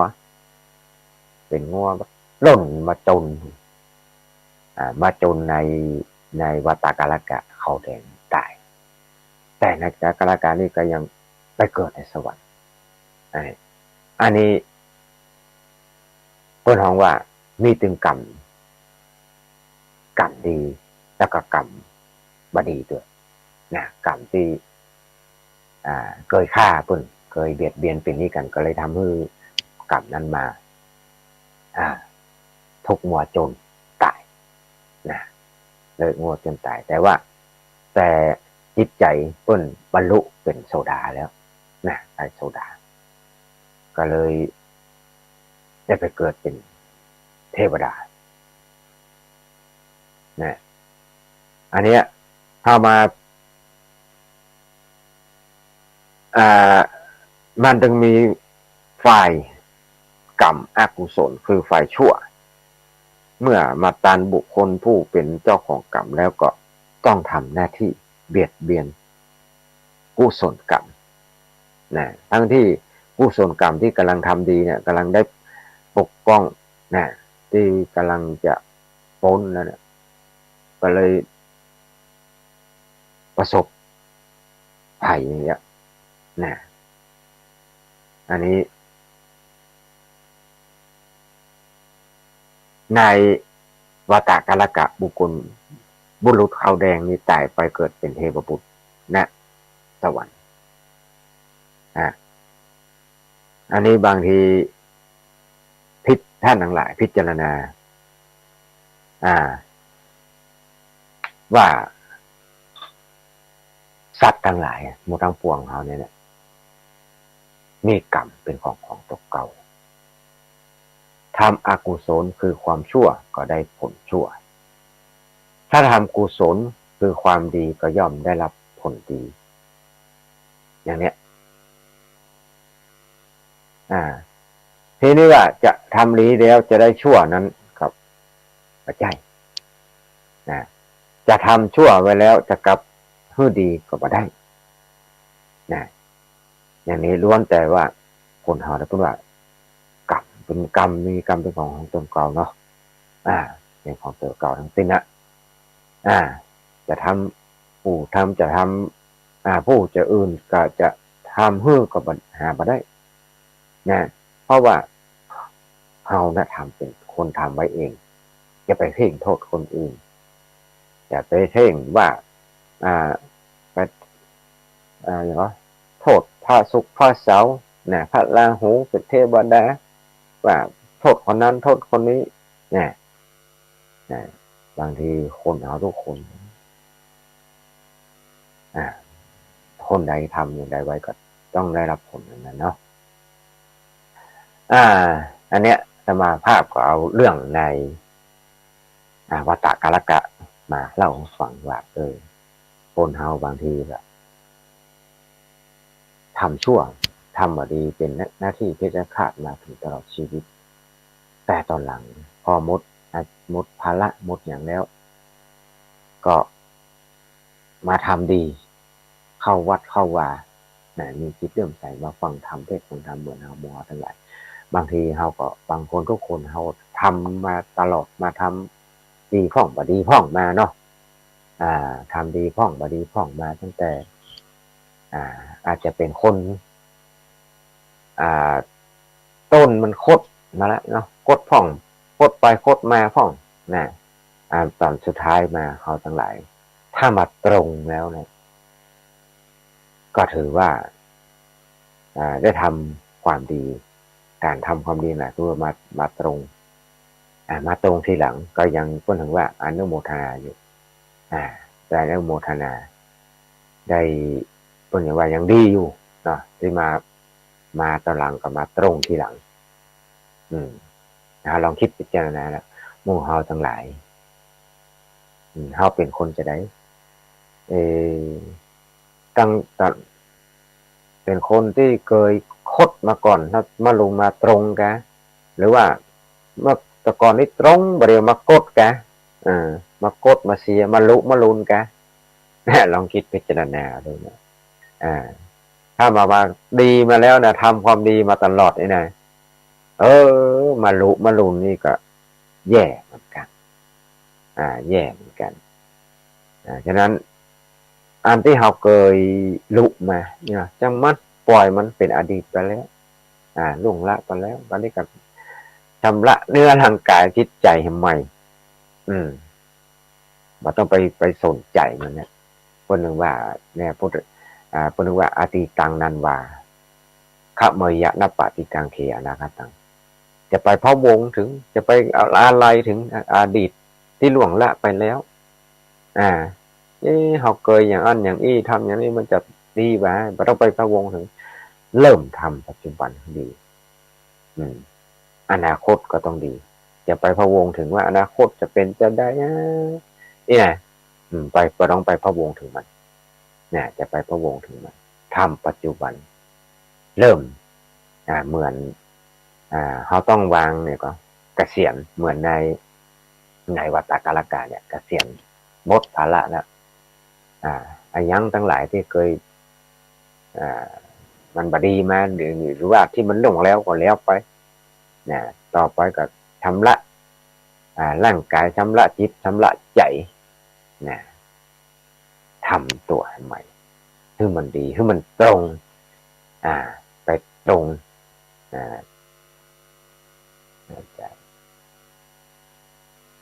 จะไปมาโคตรมารุนเนาะมารุนตอนแรกมาตรงจะไปมาโคตรถ้าตรงแล้วก็ต้องตรงต่อไปเห็นคือมันสม่ำเสมอต่อไปจะไปคนวอกแวกไปวอกแวกมาก็เด้อก็ดีก็เด้อบ่ดีแต่ที่บ่ดีเต็งเก่ามันก็จังมันต่อไปเขาต้องทำตัวให้มันดีว่านะเนาะเอาละคณะสถาทั้งหลายอานิทานของนายวัตตกาลกะนี่ฟังนะขนาดฆ่าคนมาตลอดชีวิต55 ปีมารุนมาก็ยังได้หมดอาชีพยังได้มาใส่บาตรพระสารีบุตรได้ฟังธรรมพระสารีบุตรได้ดวงตาเห็นธรรมแต่ว่าก็กรรมที่เคยทำไว้ก็ถูกงัวจนมาส่งแตงพระไตรราชเกินแตงก็ตายเลยนั่นเนี่ยนี่ก็เป็นกรรมให้กรรมมันนะเนาะทำเนี่ยเอาล่ะเอาวันนี้ธรรมะตั้งแต่เริ่มมาก็พอสมควรเกินเวลาวันนี้ต่อไปถ้าจะถึงเรื่องนั้นอาการวันหน้าวันอย่างก่อนวันที่13ก่อนเนาะ วันที่13 สิงหาเนาะที่เฮาหมู่เฮาทั้งหลายคณะศรัทธาที่จะไปอืมถวายเตียนนะของขึ้นสีขาวเขาเนี่ยประเพณีสืบสานประเพณีทางพุทธศาสนาการถวายเทียนเข้าพรรษาในเขตอำเภอฝางเนี่ย9 วัดด้วยกันเนี่ยที่อำเภอฝางแล้วก็กำหนดการเนอะอันนี้แคบมาจากกันท่านอาจารย์พระครูอภิวัฒนวิกรมแคบมาจากอาจารย์อภิวัฒนวิกรมว่าที่วัดพระบาทอุดมนะอำเภอเวียงฝางนี่นะกำหนดการวันที่ตี 5นะตี 5ไปตี 5เกิงเวลาตี 5เกิงตี 5:30รวมกันที่ปั๊มปตทแม่ริมนี่เนาะแยกเสมิงนะฮับเบอร์ติดรถกันที่หั่นแล้วก็6 โมงเกิงไปรวมทุกคณะนะพอไปฮับแล้วก็ตี 5เกิงรับเบอร์ติดรถที่หั่นรวมตัวกันแล้วก็ไปจุดรวมทุกคณะที่ปากตางปังกว้างแม่แต่งนะ6 โมงเกิงนะต้องไปฮือตานเพิ่นเด้อถ้าบัดตานนี่บ่ได้เบอร์รถให้เหมาะเนาะ6 โมงเกิงเจอรวมทุกคณะปากตางปังกว้าง9 โมงเกิงถึงจุดแรกถวายเตียนที่วัดห้วยงูในวัดห้วยงูในอำเภอฝางคุณบ้านแม่กนกพิชนาบนเนาะวันนั้นก็ไปที่บ้านห้วยงูในอำเภอฝางเด้อ9 โมงเกิง9 โมงเกิงถึงจุดแรกถวายเตียนที่วัดห้วยงูในอำเภอฝาง10 โมงเกิงถวายเทียนพรรษาจำนวน9 เล่ม9 วัดณวัดพระบาทอุดมณบ่อสาวาวัดที่จะมาฮับที่วัดณบ่อสาวานะก็หลวงพ่อเพิ่นก็เตรียมสถานที่ไว้หลวงพ่อพระครูสุจิตานุรักษ์ดร.เนาะกับในปารมีธรรมของพระเดชพระคุณท่านจัดสถานที่ท่านถวายท่านวัดพระบาทอุดมมีวัดพระมันก็มี9 วัดเนี่ยคือมีวัดพระบาทอุดมวัดเสาหินวัดเทพอำนวยวัดสุวรรณารามวัดปัณนารามต้นหนุนวัดศรีมงคลวัดชัยเกษมต้นซ่านวัดศรีมหาโพธิ์พระธาตุม่อนปิ่นวัดป่างปอยวัดป่างปอยเนาะเวลา11 นาฬิกาถวายเพลและรับอาหารที่วัดพระบาทอุดมเป็นเสร็จพิธีเที่ยงกับแยกย้ายเที่ยงกับญาติโยมกินข้าวกันแยกย้ายกันปิกเนาะอันนี้กำหนดการกำหนดการของนั้นวันนั้นเนี่ยวันที่13เนาะทุกคณะไปกันมีคนมาถามเหมือนกันแต่มาภาพว่าปันไปกันอย่างใดตั้งรู้สึกว่าคณะศรัทธาวัด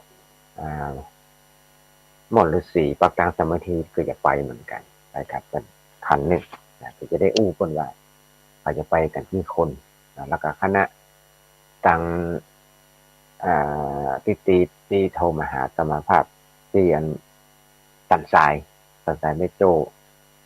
แม่วันเพ็ญปัญญานะเพื่อไปกันหนึ่งได้เป็นน้าสาวน้าสาวของสมาภาพเพื่อก็จะไปตัวเพื่อจะถามเพื่อนโทรมาถามแล้วว่าจะไปกันจะได้ไปกี่โมงวันนั้นเพื่อนจะไปเจ้าเนาะตัวก็จะลวดไปเอี่ยวนะจะได้โหบอกเพื่อนก่อนเพื่อนไทยเพื่อนนึกว่าถวายตอนบ่ายว่าถามสมาภาพถวายตอนบ่ายโมงเนาะแต่มาเจ้าจะไปเอี่ยวก่อนน้ำพริกมาใช่แหละอันนี้ถวายมาเจ้าตอนถวายเสร็จแล้วก็จะไปเอี่ยวไหนต่อก็แล้วแต่ทำนี้เนาะอาจจะไปทางใดต่อก็จะไปเอี่ยวทางนั้นจะไปล่องเปทางนั้นก็อะไรก็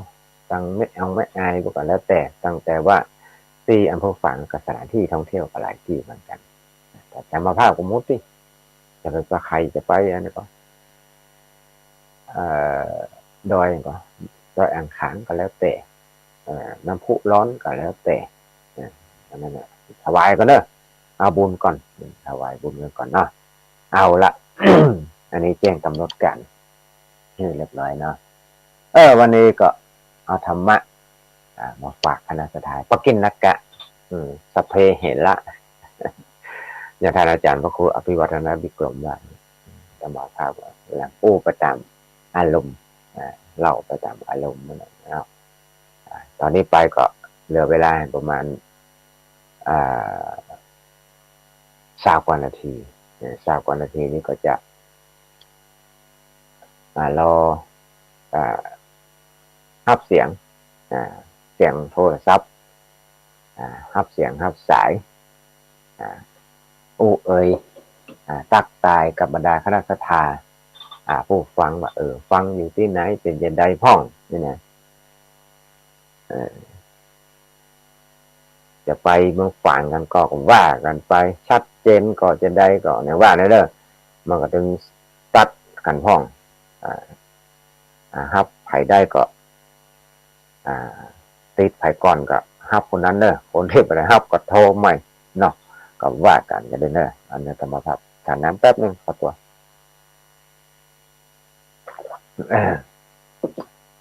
เอาละตอนนี้ไปเปิดเสียงเปิดสายให้ได้064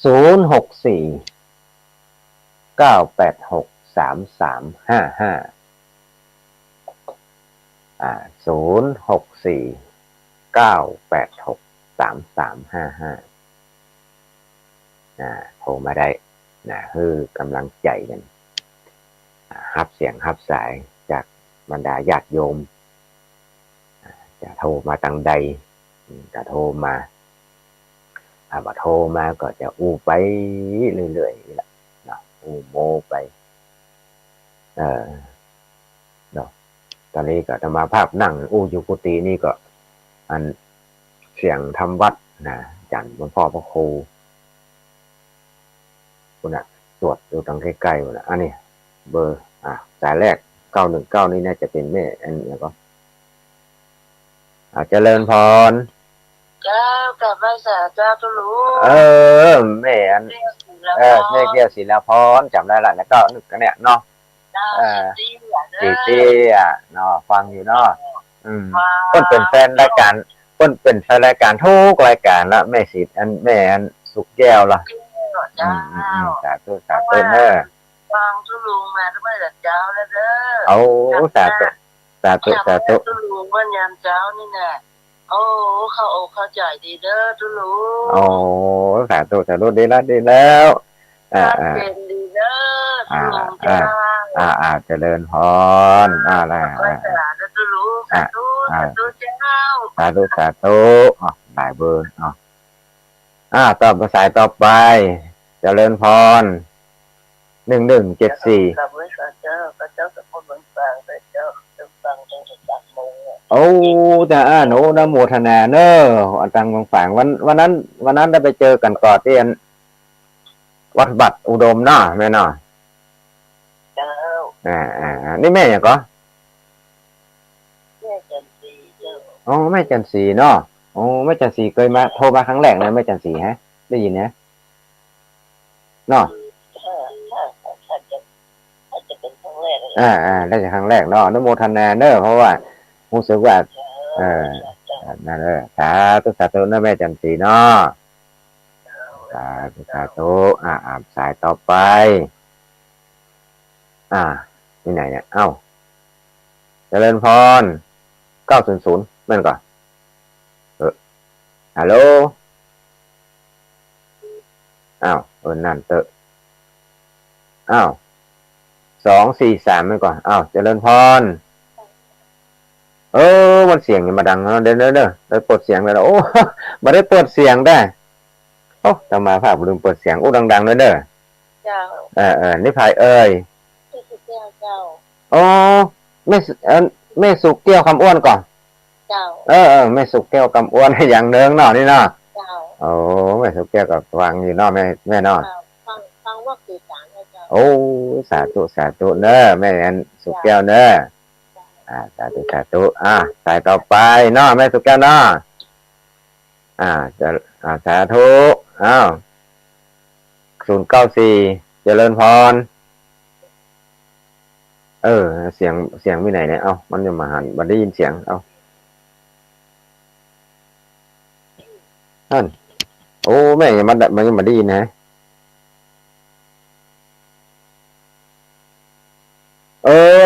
790มาแต่อันมาของบ้านให้มาได้ยินเสียงเลยผมว่าอันเดี๋ยวกันเด้ออันนี้พ่ออย่างก็เนี่ยมันมาได้ยินเสียงตู้โทรศัพท์ตู้ลูกไปแล้วกันฮะพ่อประเสริฐพ่อแหน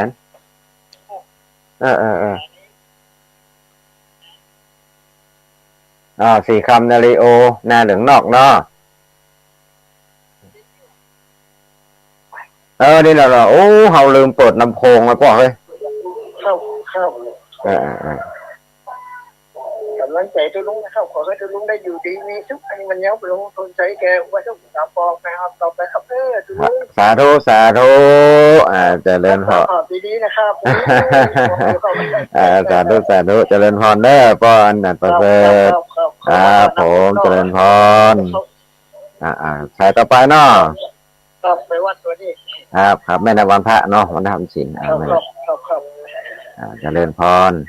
ไว้สายต่อไปเนอะครับผมสายต่อไปฮัลโหลเจริญพรไว้สักเจ้าตัวน้องแม่ทองจากวันห้วยการมันห้องไว้เนอะห้วยการนี่ไผ่เนี่ยฮะเรียกกันเลยเนอะยังไม่ใส่ทองเจ้าไม่ใส่ทองเนาะไม่ใส่ทองนี่ไม่ใส่ทองครั้งแรกวะฮะเดี๋ยวนะโทรตอนนั้นก็โทรไปหมอนแก้วมาก่อนก็ไปหมอนฤาษีไม่ใส่ทองไม่ใส่เนาะห้วยการแม่ละเพราะว่าก่อนก็เจ้า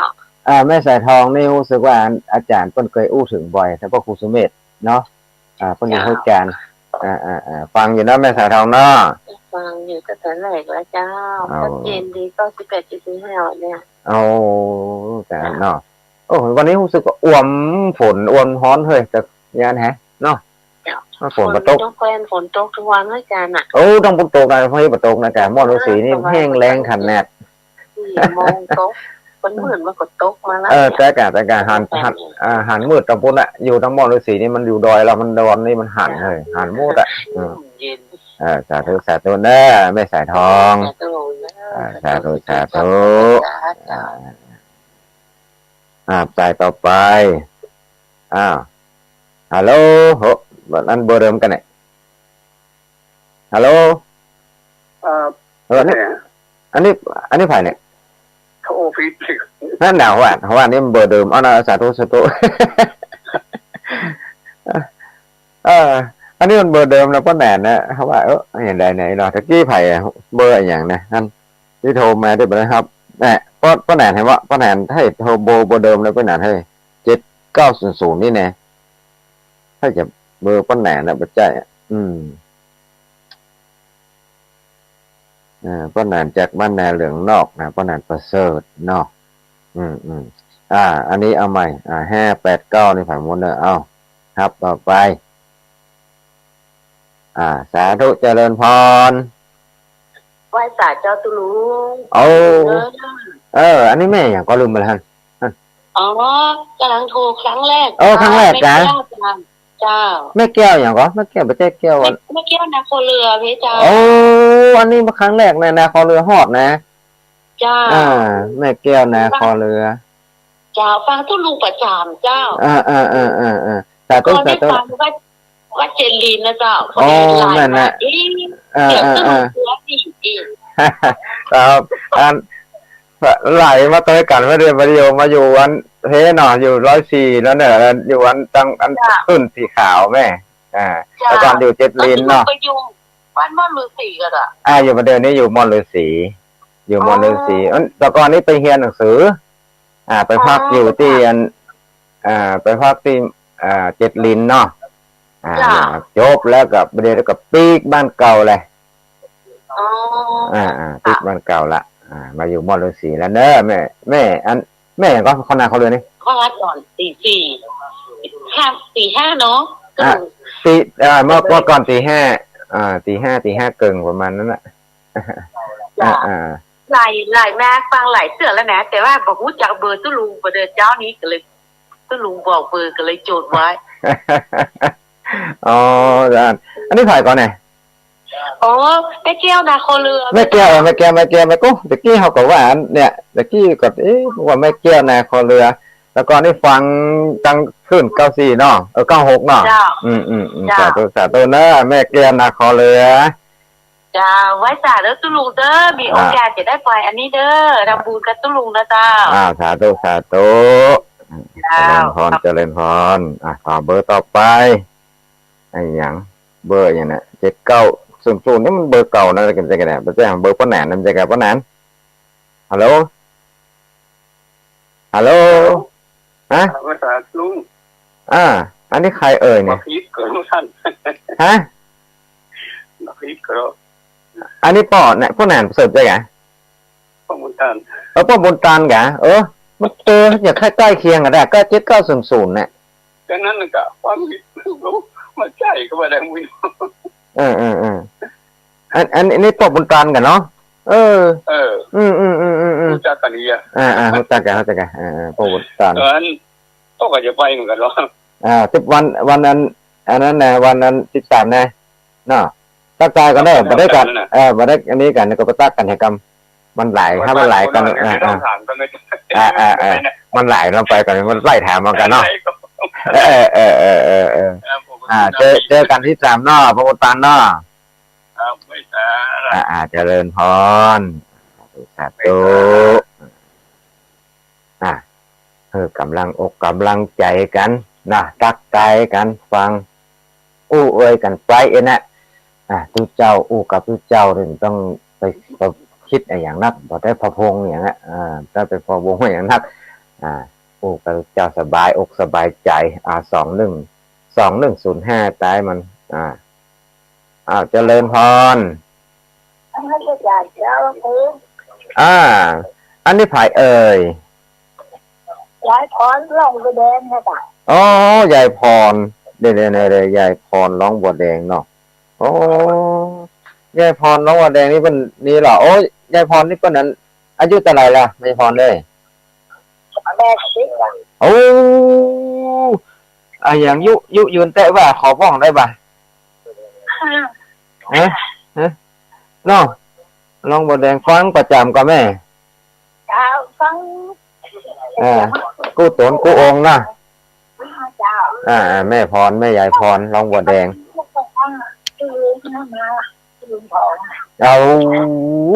สมัยใดเนี่ยว่าสมัยอันตู้ลุงทองนี่ผมอันตมาภาพนี่กำลังชาวป่าอยู่กันเนาะเลยเท่าไหร่แม่ยายพรเป็นอายุยืนแม่ยายพรอายุมั่นขวัญยืนได้แม่ยายพรเนอะสุขภาพแข็งแรงสาธุเนอะแม่ยายอันคนหูยาว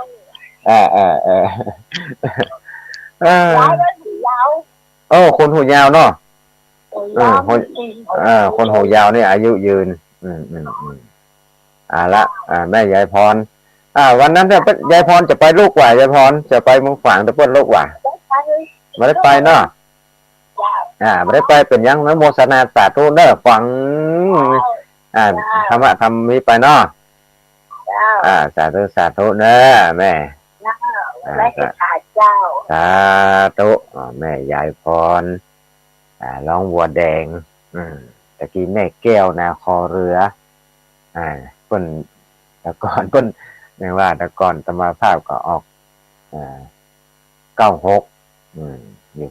96เพิ่นเคยฟัง96แต่กี้เพิ่นมาเจอใส่นี่ว่าอะไรมาตักกันแห่งกรรมดอกมาเรื่อยๆบทสายเสียงไหลสายมาพักมาพรต่อไปเบอร์ต่อไปฮัลโหลแม่สายเก้าตุลุงเจริญพรแม่เพนคนสู้ชีวิตตัดจังแม่เพนคนสู้ชีวิตอันนี้แม่ก่อนกระมวลพุ่นหุจักมดนะแม่เนี่ยพุ่นไผ่หุจักมด เพิ่นอันนั้นนั่นเพิ่นรอฟังอย่างเดียวแม่ก่อนมาโทรเนาะอันนี้แม่แม่เซนตาแจงอ่ะเนาะแม่เซนตาแจงเวียงหนองร่องเลยกะแม่กะจ้าอ๋อจะอ่านคนสู้ชีวิตอีบ่สู้เด้อสู้ชีวิตได้จ้ะขาข้างเดียวตุลุงอ๋อขามีข้างเดียวจ้ะแล้วมันขาจ้ะจะอ่านมันบอกมาฮักกับเราขานี่ฮะมันไปก่อนได้15 ปีมันละตัดนี่นะไปตัดไม่อย่างไรเป็นเส้นตีสะพานจ้ะโอ้ยมันตีเนาะเกิดมาจากช่วง32แล้วนะตุลุงตุลุงตุลุงมันบอกเบอร์โทรเพิ่งเด้อเจ้าเจริญพรจ้าแม่เทนคนสู้ชีวิตเนี่ยเอาว่าไปอย่าอันแหกขางแล้วว่าอันน่ะมาฮักกันนี่ลูกขานี่ไปก่อนเนี่ยบ้านกันเนาะอันตมาภาพนี่อันไปบางอย่างก็ไปแล้วเหมือนกันเนี่ยตัดอันที่มันบดีมันบ่ฮู้มันลุมันก็จะเป็นได้ตัดแต่มันลุไปเนาะเนี่ยมันลุมันใจมันหรอลุมันใจเป็นก็อย่างว่าเนี่ยแม่เป็นคนสู้ชีวิตละเหลือ10 นาทีเบอร์เดี๋ยวกันเด้อขอพักกินน้ำก่อนเด้อคนเท่าไหร่กันอย่างว่าเนี่ย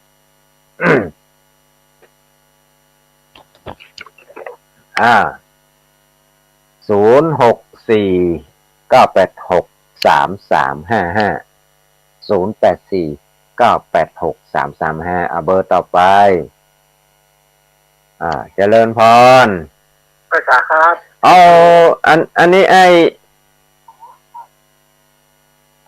อย่างก็ลุงนะแพงลูกค้าสังกะแปงเนี่ยอยู่สังกะแปงเนาะครับผมปทวีแม่นะปทวีว่าแต่ก่อนนั้นมันมีคนนะเนาะมันอยู่หั่นน่ะอาตมากับภาพว่าปทวีกับพ่อมงคลนี่นะก่อนพ่อมงคลก็อยู่ห่างโดกเนาะอาตมาก็จำผิดจำถูกที่สังกะแปงผู้ค้าปทวีเนาะแต่โทรที่เจลินเนาะแต่ก่อนล่ะครับแม่นอันนี้เปิ้นแฟนครับเก่าเจ็ดลินเนาะอัน796เนาะบางเดือนนี้มาอยู่104กับโต้ยกันแม่เนาะบางท่านคิดรู้เชื่ออธิบายเราดีนะจ้ะแล้วดีแล้วสาธุฟังเทศน์ฟังธรรมนี่แหละเราจะไปฟังอย่างว่าหนุ่มๆเฮาฟังเพลงมานักละเนาะปทวีเนาะห้องเพลงมานักป่าแล้วแหละผมว่าได้แก่สาธุเนาะปทวีเนาะมาให้กำลังใจกันโอ้เอ้ยกันมาให้มันง่อมมันเหงาเนาะปทวีเนาะให้ได้ก็มาเจอกันปทวีจะไปก็เมืองฝางไม่ได้ไปไม่ได้ไปก็เป็นยังสาธุถ้าอยู่ใกล้ๆเจอกันไปสันกำแพงก็จะปักแหเด้อสาธุ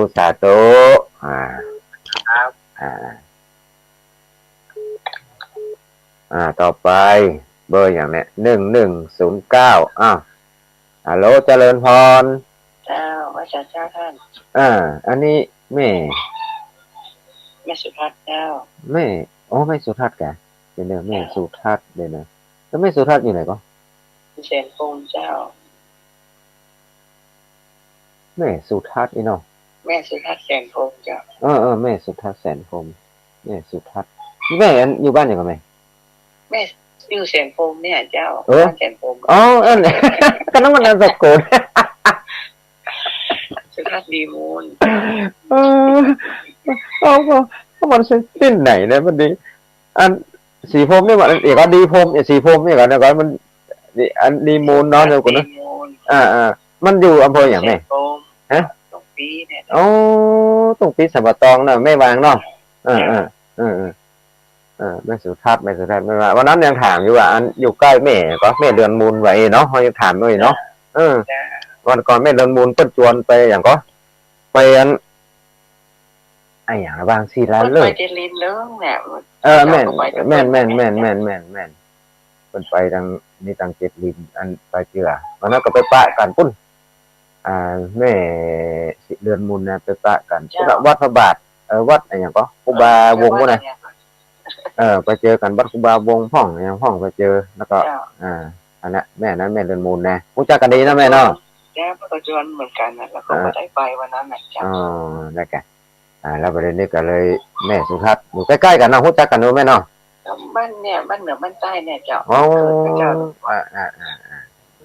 บ้านนั่นน่ะบ้านหัวบ้านใต้แม่สุทัศน์ดีมูลตรงปีเลยวางสัมปตองเด้อแม่เด้อเจริญพรสาธุเด้อแม่เด้อมาตักสาธุคราวก่อนก็โทรมาแม่สุทัศน์โทรประจำเนาะสาธุเงียบอันตัดไปเลยเป็นยังเรือก็อันพอในการที่บนโทรศัพท์นี่ก็น้อยแต่ว่าเนี่ยแต่พวกมหันเนาะพวกมหันบางทีก็โอ้วันนี้ลายเสียงลายสายที่เคยโทรแม่เพนคนสู้ชีวิตตาจังก็โทรมาบางครั้งก็แม่สุกแก้วศิลาพรนี่แม่สิแก้วศิลาพรป้อนานประเสริฐนาเหลืองนอกเนาะนาแดงเหลืองหน้าเหลืองนอกหน้าแดงค่ะแม่น่ะอำเภอแน่นเนี่ยว่านะป้อนานประเสริฐก็แล้วกันแม่สุกแก้วคำอ้วนแม่เพนคนสู้ชีวิตป้อบุญกันแม่สายทองนะแม่แก้วนาคอเรือแม่ยายพรร้องวัวแดงโทรมาป้อทวีสันกำแพงแม่สุทัศน์ตุ้งปีแม่วางสันปะตองโทรมาเรื่องกำลังใจกันสมาภาพวันนี้เนาะขอเจริญพรขอบคุณทุกเสียงทุกสายใกล้หมดเวลาแล้ว3 นาทีจะได้กล่าวล่ำลาจากคณะทาไปก่อนเจอกันทุกวันอังคารตั้งแต่ตี 3ถึงตี 5เนาะจะเอ้ยยังไปเรื่อยละเจอนะแล้วแต่อารมณ์ปะธรรมะข้อไหนอันนี้ข้อวันนี้จะข้อนี้ก็รอฟังกันต่อไปอาจจะภาษาอังกฤษto be continue เนาะโปรดติดตามตอนต่อไปวันอังคารหน้าตี 3ถึงตี 5แล้วแต่เด้อถ้าเกิดอาจารย์ท่านพระครูอภิวัฒนวิกรมมันเปิดเสียงให้แจ้ก็แจ้ไปหน่อยก็เป็นยังข้าววันก่อนก็ได้ชั่วโมงหนึ่งบ่ได้โทรบ่ได้ให้คณะสัทธาทั้งหลายโทรสักกำเพราะว่าเวลามันน้อยเนาะธรรมะมันยาวมันก็มันมาจบว่าเด้อมันกว่าจะจบก็หมดเวลาหมดว่าเด้อเนาะเอาละวันนี้จะนำรายการจากคณะสัทธาทั้งหลายไปก่อนเจอกันใหม่อากาศหน้าเด้อด้วยบุญด้วยกุศลนี้ที่คณะสัทธาทั้งหลายได้ทำก็ขอให้เป็นอรวะปัจจัยเป็นนิสัยตามทรงให้คณะสัทธาทั้งหลายจงเกิดปัญญาญาณได้หูธรรมขององค์สมเด็จพระสัมมาสัมพุทธเจ้าแม้ว่าหมู่เฮาอย่างบุญกุศลหรือว่าบารมีของแก่กล้าเตื้อก็ขอให้มีสุขภาพร่างกายแข็งแรงเนาะจะสมบูรณ์ด้วยจตุพรทิพย์พิธพรชัยทิพย์ประกาศคืออายุนะสุขภละปฏิภาณธนสังสมบัติธรรมสังสมบัติทุกคนทุกท่านเถิดจัตตาโลธรรมวัฏันติอายุวันโน